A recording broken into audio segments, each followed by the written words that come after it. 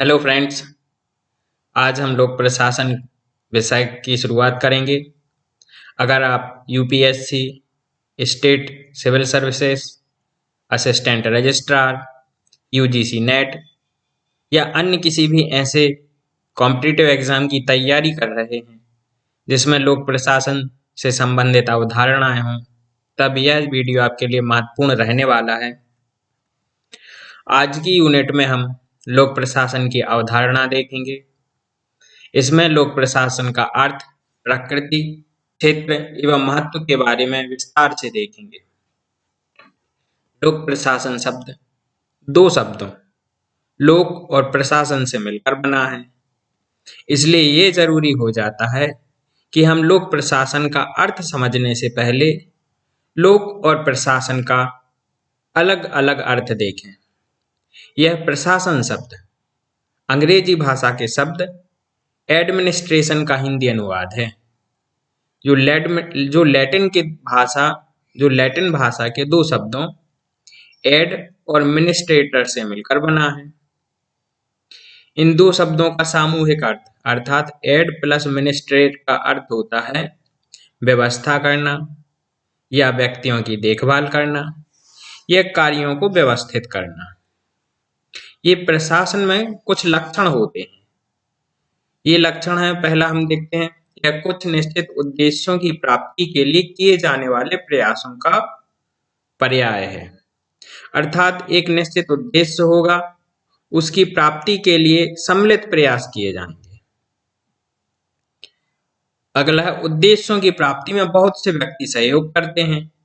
हम प्रशासन में देखते हैं कि जो उसके उद्देश्य होते हैं, इसकी प्राप्ति करने में एक से ज्यादा लोग मिलके काम करते हैं। जैसे एक ऑफिस है, ऑफिस में अधिकारी होगा, छोटा बाबू होगा, बड़ा बाबू होगा, कर्मचारी होंगे, चपरासी होंगे, तो एक बहुत सारे व्यक्ति एक साथ सहयोग करते हैं। प्रशासन संगठित प्रणाली से कार्य करता है, अर्थात ये संगठित एक प्रणाली होगी, हायरार्की होगी, पूरी ऊपर से नीचे तक अधिकारी कर्मचारी होंगे और ये संगठन के रूप में काम करेंगे। प्रशासन शब्द का प्रयोग प्रायः बड़े, विशाल तथा औपचारिक संगठनों के लिए किया जाता है। प्रशासन का संगठन तथा कार्य क्रियान्वयन उसी स्थिति में होता है जबकि संबंधित अधिकारियों के पास ऐसा करने का अधिकार होता है। इसका मतलब है, प्रशासन में कोई अधिकारी है, वह कोई कार्य तब तक नहीं कर सकता जब तक उस कार्य को करने की अथॉरिटी उस अधिकारी के पास ना हो। जिस अधिकारी के पास जिस काम को करने की अथॉरिटी होगी, वो वही काम कर सकता है। अपने क्षेत्राधिकार से बाहर जाकर कोई भी अधिकारी काम नहीं कर सकता है। प्रशासन के उद्देश्यों जैसे टीकाकरण करना, सड़क बनाना, बांध निर्माण, शिक्षा प्रदान करना, कानून व व्यवस्था का प्रबंधन करना तथा इसमें कार्यरत व्यक्तियों के उद्देश्यों रोजगार प्राप्ति, सम्मान प्राप्ति, सुरक्षा प्राप्ति में भिन्नता हो सकती है। फिर भी प्रशासन के उद्देश्य कार्मिक उद्देश्य से टकराते नहीं हैं, अपितु समन्वय करते हैं।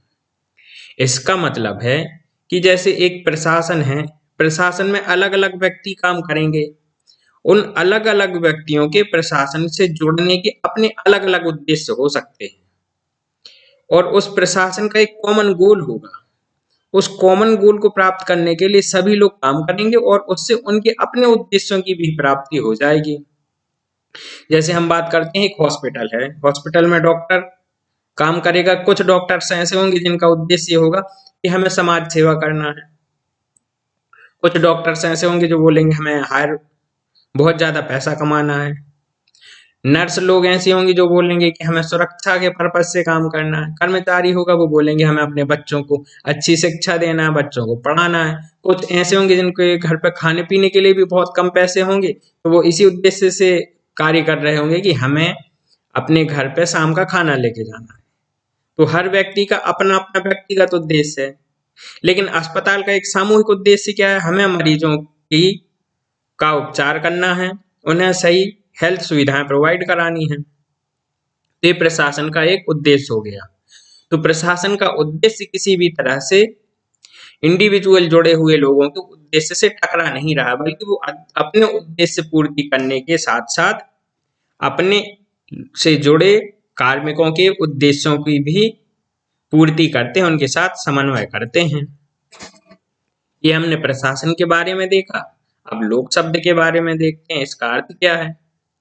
लोक शब्द का तात्पर्य है साधारण आदमी या जनसाधारण। हम, आप, हमारे आसपास के लोग, सभी लोग मिलके लोक कहलाते हैं। लोक शब्द सार्वजनिकता का द्योतक है, ना कि किसी विशिष्ट वर्ग का। मतलब जब लोक आ जाए तो उसमें अमीर, गरीब, छोटा बड़ा सभी लोग सम्मिलित होते हैं। इसमें कोई एक विशिष्ट वर्ग नहीं है, ना कोई जाति विशेष होगा, ना कोई वर्ग विशेष होगा। इसमें सभी लोग आ जाएंगे, सार्वजनिकता कहलाती है, किसी प्रकार का भेदभाव नहीं होगा। दूसरे शब्दों में हम कह सकते हैं लोक शब्द जिस क्रिया के साथ जुड़ जाता है वह आदमी से संबंधित हो जाती है, ना कि किसी विशेष वर्ग तक सीमित रहती है। तो ये हो गया लोक। अब लोक प्रशासन के बारे में हम देखते हैं।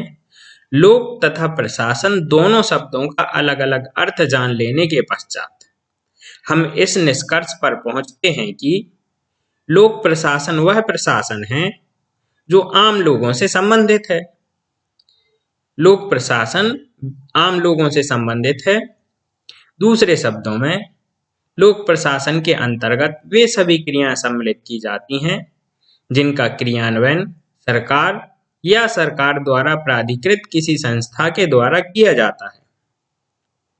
सरकार द्वारा संपन्न क्रियाएं व्यापक, सार्वजनिक और लोकहित की होती हैं, इसलिए इन्हें लोक प्रशासन की परिधि में सम्मिलित किया जाता है। अब कुछ थिंकर्स हुए हैं, जैसे यदि हम फिफनर एवं प्रेस्थस की प्रशासन की परिभाषा को आधार बनाएं तो कह सकते हैं कि जब किसी प्रयोजन या उद्देश्य की प्राप्ति के लिए मानवीय तथा भौतिक संसाधनों को संगठित तथा निर्देशित करने का कार्य सरकार या सरकार द्वारा प्राधिकृत किसी निकाय के द्वारा किया जाता है तो वह लोक प्रशासन कहलाता है। इसमें मैंने अभी दो थिंकर्स के नाम लिए। आपको थिंकर्स से अभी याद नहीं रखना, आपकी शुरुआत है। शुरुआत में आपके लिए सिर्फ थिंकर्स ये देख लेना, हाँ, कि इस नाम का कोई हुआ है। आगे चल के जब आप थिंकर्स के लिए पढ़ोगे तब थिंकर्स में ये सभी चीज आप पढ़ेंगे, उनकी डेफिनेशन पढ़ेंगे, तब आपको याद हो जाएगा कि किस थिंकर ने किस क्षेत्र में काम किया है और उसकी परिभाषा क्या हो सकती है।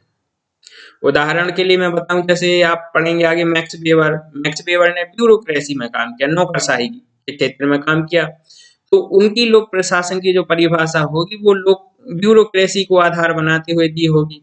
तो आप समझ जाएंगे कि ये वेबर ने दी। तो अभी आपके लिए टेंशन नहीं लेना है किसी भी थिंकर्स का नाम याद करने में, आप तो बस एक बार देखते जाइए। लोक प्रशासन में वे सभी क्रियाएं सम्मिलित की जाती हैं जिनका संबंध लोक नीति का निर्माण करने एवं उनको कार्यान्वित करने से है। लोक प्रशासन की प्रकृति।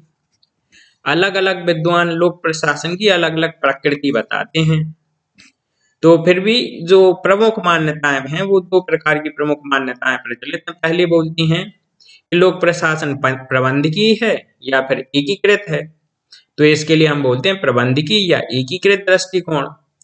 दूसरे कुछ विद्वान वो बोलते हैं कि लोक प्रशासन एक विज्ञान है, कुछ बोलते हैं लोक प्रशासन एक कला है।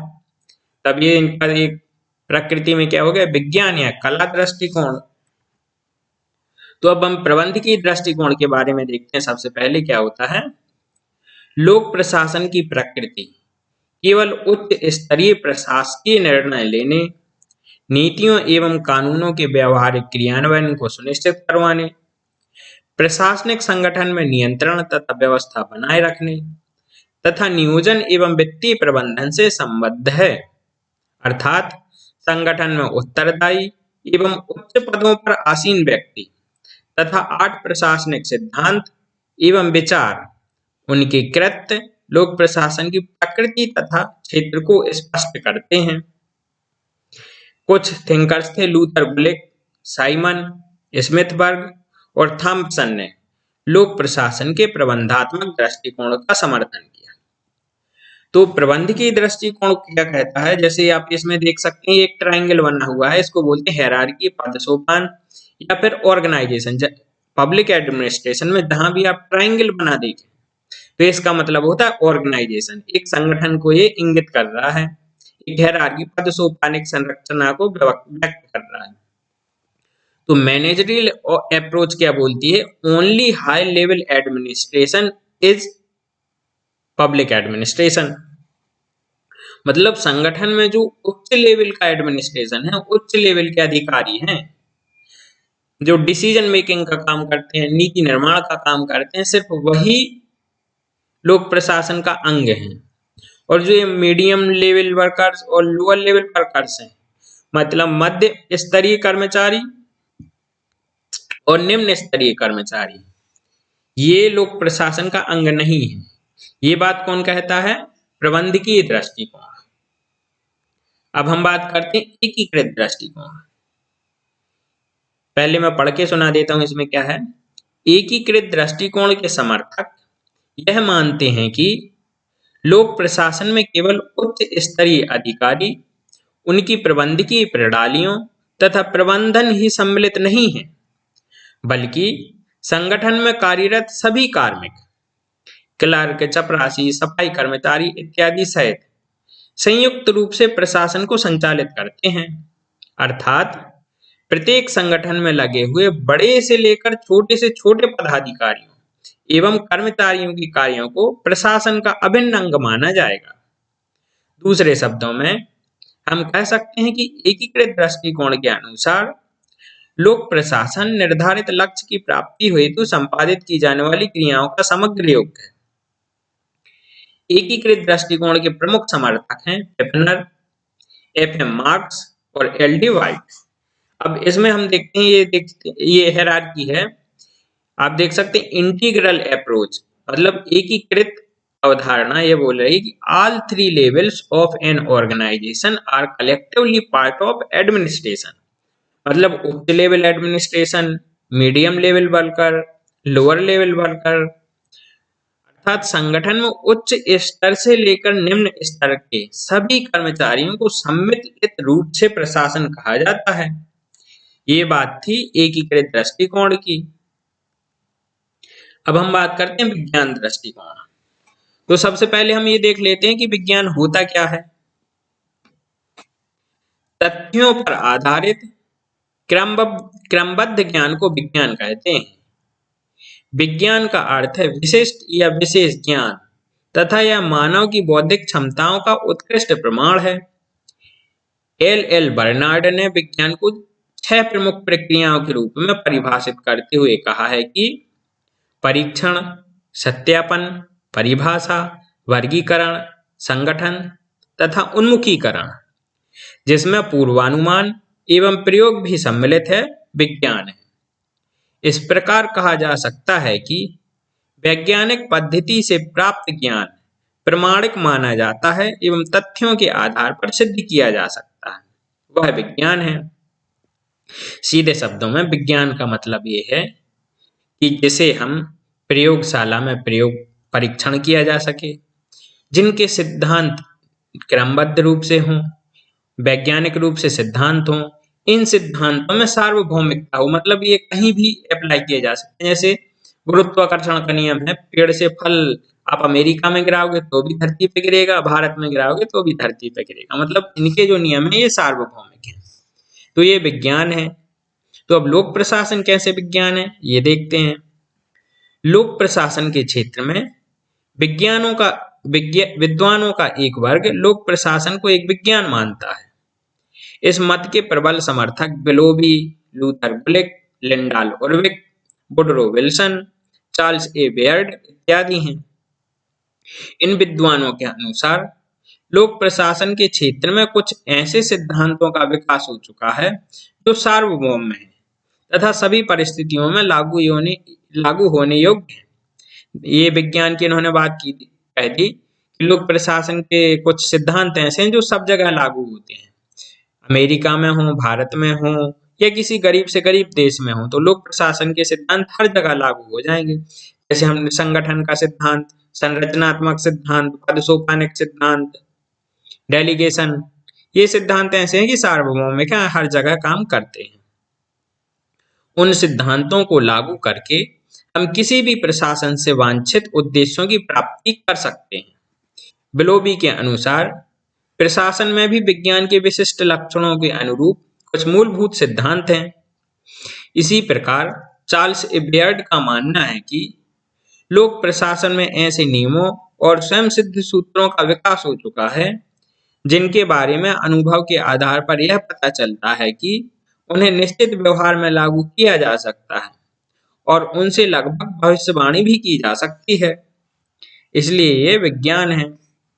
अब कला दृष्टिकोण देखते हैं कि अब हमने ये तो बता दिया कि विज्ञान कैसे है, अब कला कैसे है वो देखते हैं।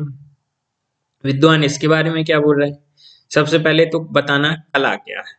तो कला ज्ञान और अभ्यास के जरिए किसी कार्य को करने की दक्षता या मानवीय कार्य क्षमता है।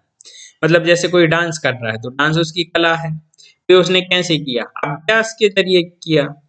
कोई अगर बहुत अच्छे से पेंटिंग करता है तो उसके लिए ज्ञान और अभ्यास मिला, उसकी दक्षता आई, मानवीय कार्य क्षमता है। तो कला में सौंदर्य तथा उपादेयता का बोध होता है। प्रशिक्षण, अभ्यास तथा समुचित मार्गदर्शन से सभी क्रियाएं निखरती हैं। हम प्रशिक्षण करें, निरंतर अभ्यास करें, सही मार्गदर्शन मिल जाए तो कला में निखार आ जाता है। तो ग्लेडन है एक थिंकर, ग्लेडन के अनुसार कला मानव की योग्यता से संबंधित ऐसा ज्ञान है जिसमें सिद्धांत की अपेक्षा अभ्यास पर अत्यधिक बल दिया जाता है। मतलब इसका कोई निश्चित सिद्धांत नहीं होते हैं कि अगर नीचे ही गिराना है तो नीचे ही गिराना है, ऐसा नहीं। कि कला है, ये कला व्यक्ति विशेष पर निर्भर होती है, जिसका वो जैसा अभ्यास होता है वैसे ही उसकी उसमें निपुणता आ जाती है, कुशलता वैसे ही आती जाती है। विद्वानों के दूसरे वर्ग के अनुसार लोक प्रशासन एक कला है।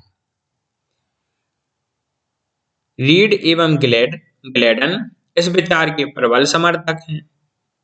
रीड के शब्दों में प्रशासन एक सुंदर कला है। इन विचारकों का मानना है कि क्रियात्मक रूप में लोक प्रशासन एक कला है और अकबर, नेपोलियन, समुद्रगुप्त, अशोक इत्यादि प्रशासकों ने यह सिद्ध कर दिया है, क्योंकि बिना किसी प्रशासनिक ज्ञान या प्रशिक्षण के ये सभी बहुत अच्छे प्रशासक सिद्ध हुए हैं। इससे स्पष्ट हो जाता है कि लोक प्रशासन व्यक्तिगत गुण या नैसर्गिक प्रतिभा द्वारा प्रभावित होता है। इससे स्पष्ट होता है कि प्रशासन एक कला है। अर्थात यह है कि अगर हम निरंतर अभ्यास करें, हमें उस बारे में ज्ञान मिले, सही मार्गदर्शन मिले तो हम उसमें अपना निखार ला सकते हैं। इन्होंने उदाहरण दिया अकबर, नेपोलियन, समुद्रगुप्त, अशोक। इन्होंने किसी विद्यालय में जाके न पढ़ाई की, न विज्ञान का अध्ययन किया, बल्कि ये निरंतर सीखते रहे और सीखते सीखते ये महान बने।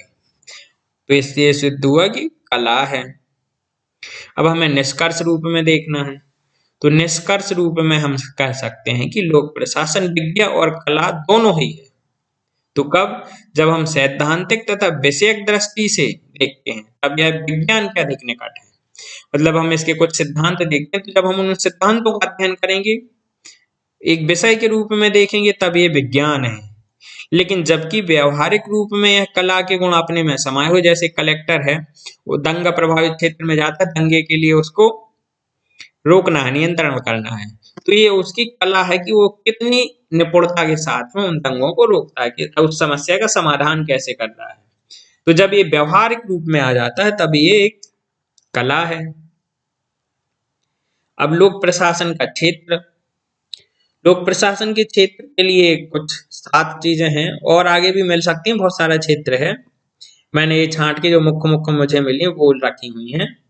तो इसमें संकुचित दृष्टिकोण, व्यापक दृष्टिकोण, पोस्टकॉर्प दृष्टिकोण, पाठ्य विषय वस्तु संबंधी दृष्टिकोण, लोक नीति संबंधी दृष्टिकोण, मनोसामाजिक दृष्टिकोण, लोक एवं निजी प्रशासन द्विभाजन दृष्टिकोण, ये लोक प्रशासन के क्षेत्र में देखने मिलता है। अब हम एक एक बिंदु को डिटेल से देखते हैं। तो सबसे पहले हमें देखना है संकुचित दृष्टिकोण। संकुचित विचार नैरो व्यू के मानने वालों के अनुसार लोक प्रशासन का संबंध शासन की केवल कार्यपालिका से शाखा से है, एग्जीक्यूटिव ब्रांच से है। तो जो संकुचित दृष्टिकोण के लोग हैं ये बोलते हैं कि लोक प्रशासन सिर्फ कार्यपालिका शाखा से इसका काम सिर्फ काम करवाना है। जैसे कार्यपालिका में कौन आएंगे? कैबिनेट मिनिस्ट्री, इसके साथ में आईएएस, आईपीएस और जितने भी कर्मचारी वर्ग हैं ये सभी कार्यपालिका शाखा में आते हैं। साइमन ने कहा है कि लोक प्रशासन से अभिप्राय उन क्रियाओं से है जो केंद्र, राज्य तथा स्थानीय सरकारों की कार्यपालिका शाखाओं द्वारा संपादित की जाती है। लूथर गुलिक द्वारा प्रस्तुत पोस्ट कॉर्ब विचार को भी इसी संकुचित दायरे में रखा जा सकता है। संकुचित दृष्टिकोण के बाद हम आते हैं व्यापक दृष्टिकोण। तो व्यापक दृष्टिकोण के समर्थक यह मानते हैं कि लोक प्रशासन के अंतर्गत सरकार के तीनों अंगों व्यवस्थापिका, कार्यपालिका एवं न्यायपालिका के द्वारा संपादित कार्य सम्मिलित होते हैं। तो व्यापक दृष्टिकोण के लोग किसी संगठन के सरकार के एक अंग को नहीं मानते, बल्कि ये मानते हैं कि इनके जो तीनों अंग हैं यह मिलकर लोक प्रशासन कहलाते हैं। इनके अनुसार लोक प्रशासन के क्षेत्र में वे सभी क्रियाकलाप सम्मिलित हैं जिनका प्रयोजन लोक नीति को पूरा करना या उसे क्रियान्वित करना होता है। बिलोबी, मार्क्स और एल डी व्हाइट इस विचार के समर्थक हैं।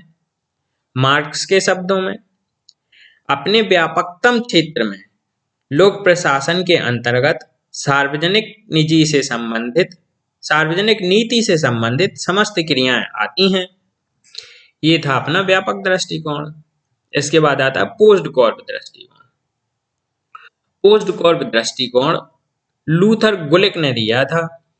इन्होंने अंग्रेजी के 7 शब्द के पहले पहले अक्षरों को मिलाकर पोस्ट कॉर्ब बनाया है। तो जो पहले हम देखते हैं इनके फुल फॉर्म के पी से प्लानिंग अर्थात योजना बनाना, ओ से ऑर्गेनाइजिंग अर्थात संगठन बनाना, एस से स्टाफिंग कर्मचारियों की व्यवस्था करना, डी से डायरेक्शन या डायरेक्टिंग निर्देशन करना, सी ओ यहाँ दो जो शब्द हैं ये इनसे मिला के बना है, कोऑर्डिनेशन मतलब समन्वय करना, कर्मचारियों के बीच में, उनके मध्य वस्तुओं के बीच में समन्वय करना मतलब उचित समय पर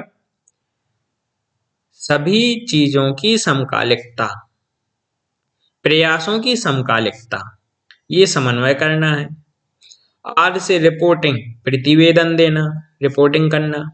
बी से बजटिंग बजट तैयार करना। तो एक संगठन में मुख्यतः उन्होंने ये बताया कि ये चीजें 7 चीजें होती हैं। मतलब अगर आपको संगठन है तो इस संगठन में योजना बनानी पड़ेगी, संगठन बनाना पड़ेगा, कर्मचारियों की व्यवस्था करना पड़ेगा, उन कर्मचारियों को निर्देश देना पड़ेगा और हर एक कर्मचारी और उनकी वस्तुओं का समन्वय करना पड़ेगा, सही समय पर उनको सही वस्तु मिल जाए।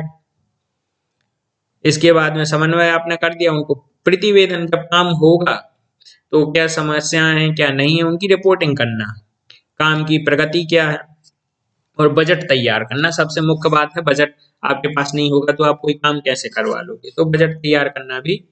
ये 7 चीजें पोस्ट कॉर्ब में आती हैं। अगला है जो लोक नीति संबंधी दृष्टिकोण।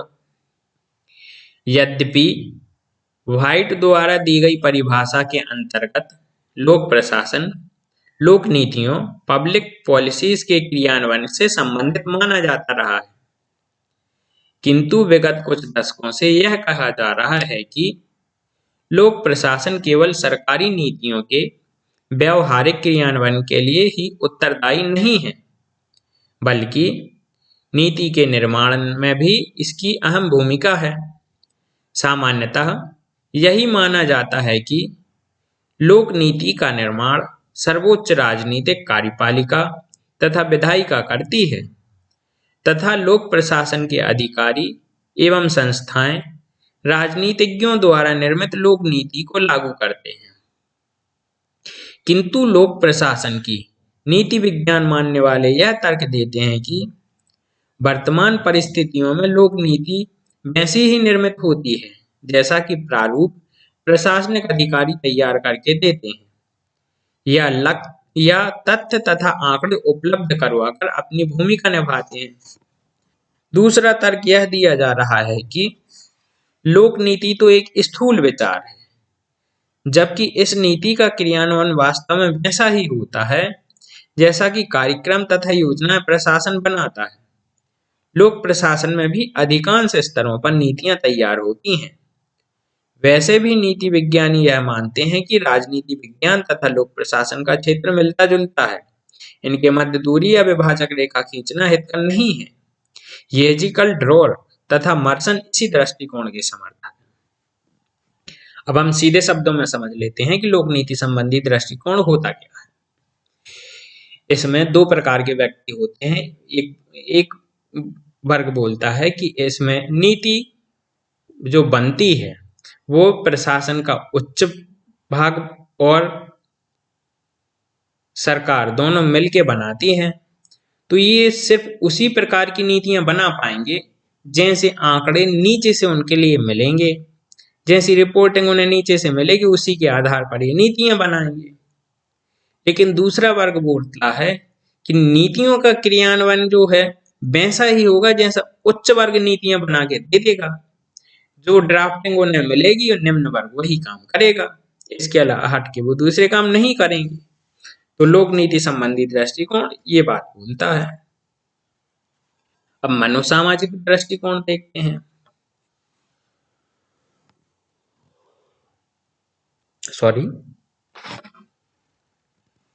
फ्रेडरिक्स, फेरेल हेडी एवं स्टॉक्स तथा रॉबर्ट ढाल इत्यादि प्रगतिशील विद्वान यह मानते हैं कि लोक प्रशासन निर्वात में कार्य नहीं करता है, बल्कि यह तो संपूर्ण मानव समाज का अनिवार्य अंग है। अतः लोक प्रशासन का क्षेत्र केवल कुछ प्रबंधकीय तकनीकें नहीं बल्कि मानव समाज की सभ्यता, संस्कृति, मूल्य, परिस्थितियां, अर्थव्यवस्था तथा मानव व्यवहार इत्यादि भी इसके अध्ययन क्षेत्र में सम्मिलित हैं। ये मनोसामाजिक दृष्टिकोण क्या बोलता है कि लोक प्रशासन को आप हवा में नहीं कर सकते कि आप अकेले हो जाओ करके आ जाओ, किसके सामने करोगे। आखिर आपके लिए लोक प्रशासन किस पर करना है, लोगों पर ही प्रशासन करोगे। तो जब तक लोगों की आपके लिए व्यक्तियों की समाज की सभ्यता, संस्कृति, मूल्य, परिस्थितियां, उनकी अर्थव्यवस्था, मानव का व्यवहार, इनके बारे में आपको अध्ययन नहीं किया होगा, इनके बारे में पता नहीं होगा, तब तक आप उन पर प्रशासन नहीं कर सकते। उदाहरण स्वरूप आप एक आदिवासी में क्षेत्र में चले जाओ, बोलो हमें आप पे प्रशासन करना है, हमें आपके लिए नल खोद दे रहे हैं, तो आप अपनी सबमर्सिबल बोरियर मशीन लेके गए, बोर करने लगे, तो आदिवासियों ने तीर कमान लेके आपको धड़ा पूरे शरीर में तीर कमान छेद दिए। फिर उनसे पूछा है कि भैया आपने ऐसा क्यों किया, वो तुम्हारी पानी की तो व्यवस्था कर रहे थे। तो वो बोलेंगे नहीं, हमारी मान्यता है कि आप पहाड़ पे छेद नहीं कर सकते, और ये पहाड़ पे जाके छेद कर रहे थे, मशीन से छेद कर रहे थे, इसलिए हमने इनको तीरों से छेद दिया। तो उनकी संस्कृति यही कि भैया वो पहाड़ पे छेद नहीं करते हैं। तो आपने बिना संस्कृति को समझे आपने काम प्रशासन करने की काम की तो आप असफल हो गए। तो आपके लिए व्यक्ति के मनोविज्ञान को समझना होगा, उनकी सभ्यता को समझना होगा, संस्कृति को समझना होगा, परिस्थितियां समझनी होंगी, उनका व्यवहार समझना होगा, तभी आप उन पर प्रशासन कर सकते हैं। तुलनात्मक लोक प्रशासन तथा सिद्धांत निर्माण को एक दूसरे का पर्याय मानने का कारण यही है कि ऐसा लोक प्रशासन को एक सैद्धांतिक विषय के रूप में स्थापित करने के लिए नितांत आवश्यक है। रॉबर्ट ढाल का मानना है कि जब तक लोक प्रशासन का अध्ययन तुलनात्मक नहीं बनाया जाता, तब तक लोक प्रशासन को विज्ञान मानने का दावा खोखला ही बना हो रहेगा। इस प्रकार यह दृष्टिकोण पारिस्थितिकी उपागम का समर्थक है, जो न केवल सामाजिक, आर्थिक, राजनीतिक तथा सांस्कृतिक कारणों से लोक प्रशासन के अध्ययनों से सम्मिलित करता है, बल्कि अन्य सामाजिक विज्ञानों के साथ अंतर्वेशी दृष्टिकोण पर भी बल प्रदान करता है।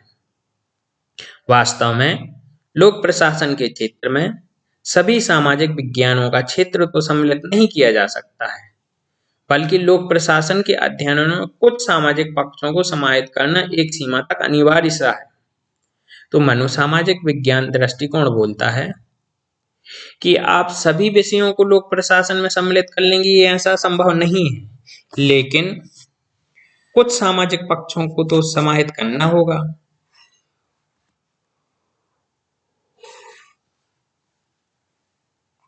अब आता है लोक प्रशासन एवं निजी प्रशासन द्विविभाजन दृष्टिकोण। लोक प्रशासन तथा निजी प्रशासन में कुछ आधारभूत समानताएं भी हैं, तो कुछ स्पष्ट अंतर भी हैं। Henri Fayol, Mary Parker Follett तथा उर्विक लोक प्रशासन तथा निजी प्रशासन में भेद नहीं स्वीकारते हैं। फियोल के अनुसार प्रशासन का जो अर्थ मैंने बताया है वह प्रशासनिक विज्ञान के क्षेत्र में बहुत विस्तृत बना देता है। अर्थात लोक प्रशासन तथा निजी प्रशासन की कार्यपालिका, नियम तथा क्षेत्र एक समान है, लेकिन वर्षों से यह माना जाता रहा है कि लाभ, उद्देश्य, व्यापकता, दायित्व तथा लोक हित के आधारों पर लोक एवं निजी प्रशासन में व्यापक अंतर विद्यमान है। निस्संदेह एक बनिए की दुकान तथा सरकारी कार्यालय एक समान नहीं हो सकते हैं, लेकिन लोक उपक्रमों के माध्यम से सरकार ने अभी उन्हीं क्रियाओं को अपना लिया है जो एक निजी कंपनी अपनाती है। दूसरी ओर किसी भी देश की अर्थव्यवस्था, राष्ट्रीय सुरक्षा तथा सामाजिक विकास के दायित्व सरकार उठाती है। अतः सरकार कुछ कानून तथा नीतियों को इस प्रकार बना देती है कि वे सरकारी संगठनों तथा निजी संगठनों पर एक समान लागू होती है।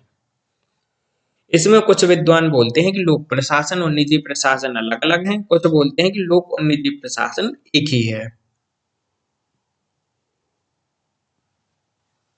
कैसे? जैसे अगर हम बात करें बड़े स्तर पे तो टाटा, टीसीएस है, और अपना भारत की कोई भी नवरत्न कंपनी ले लो, महारत्न कंपनी ले लो, तो इन दोनों के काम, संरचना, संगठन पद्धति सब लगभग एक समान होता है। तो ये निजी प्रशासन और लोक प्रशासन के बीच में अंतर कम है। लेकिन अगर आप छोटे स्तर पर देखें तो एक सरकारी अस्पताल या सरकारी ऑफिस और एक छोटी किराने की दुकान, इन दोनों में अंतर दिख जाएगा, बहुत जमीन आसमान का अंतर दिखेगा। तो इस हिसाब से लोक और निजी प्रशासन अलग अलग हो जाते हैं। निष्कर्षतः लोक प्रशासन एक बहुत अधिक अंतर्विषयी विषय है जो कि न केवल अन्य सामाजिक विज्ञानों से ज्ञान अर्जित कर अपने अंदर समेट रहा है, बल्कि यह अपने सिद्धांतों की व्याख्या करने के लिए भौतिक तथा प्राकृतिक विज्ञानों का सहारा भी ले रहा है। इसके साथ ही यह गत्यात्मक एवं विकासशील विषय है।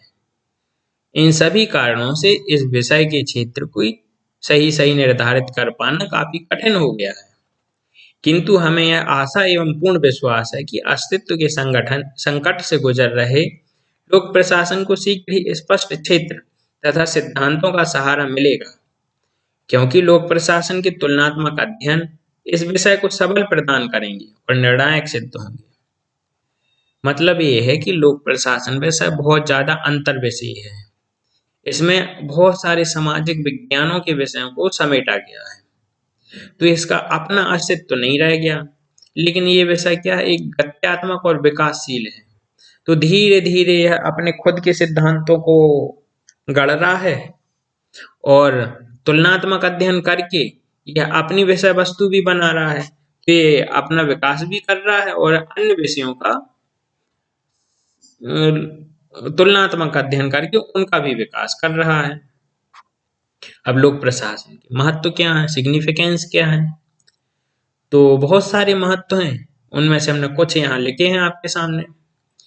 राज्य का व्यवहारिक तथा विशिष्ट भाग है, रक्षा, अखंडता तथा शांति व्यवस्था, लोकतंत्र का वाहक एवं रक्षक, सामाजिक परिवर्तन का माध्यम, सभ्यता, संस्कृति तथा कला का संरक्षक, विकास प्रशासन का पर्याय, कानून एवं नीति निर्माण में विधायिका को परामर्श प्रदान करना, औद्योगिक एवं आर्थिक विकास, आजीविका का माध्यम। ये थे लोक प्रशासन का महत्व। तो मैं आप सभी के लिए थैंक यू बोलना चाहूंगा कि आपने इतने धैर्य से मेरा पूरा वीडियो देखा, सुना और उम्मीद करता हूँ पसंद भी आया होगा। अगर पसंद आया है तो इसे सब्सक्राइब कर लीजिए, पसंद नहीं आया है तो नीचे कमेंट में बताइए कि आपके लिए क्या पसंद नहीं आया, किस प्रकार की समस्याएं हैं। और अगर आपके लिए इस लेक्चर की ये पीडीएफ चाहिए तो नीचे डिस्क्रिप्शन में मेरे टेलीग्राम ग्रुप की लिंक दी हुई है, तो आप मेरे टेलीग्राम ग्रुप से ज्वाइन हो सकते हैं। वहाँ पर आपके लिए इस लेक्चर की पीडीएफ मिल जाएगी, मटेरियल मिल जाएगा, तो आप वहाँ से डाउनलोड कर सकते हैं। और अगर आपके लिए पसंद नहीं आया तो मैं ये बिल्कुल ही नहीं कहूँगा कि आप सब्सक्राइब कीजिए।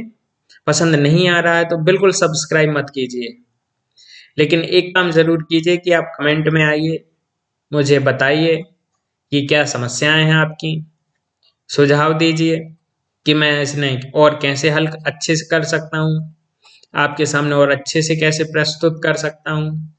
तो इससे फायदा आपका ही है। ये फायदा है कि जब मैं अगला लेक्चर बनाऊंगा तो आपके द्वारा प्रस्तुत की गई समस्याओं का समाधान करने की कोशिश करूंगा, एक अच्छा बेहतर लेक्चर बनाने की कोशिश करूंगा जो आपके एग्जाम्स को क्रैक करने में बहुत मददगार होंगे। तो आप हमारा साथ दीजिए, हम आपका साथ देंगे। धन्यवाद।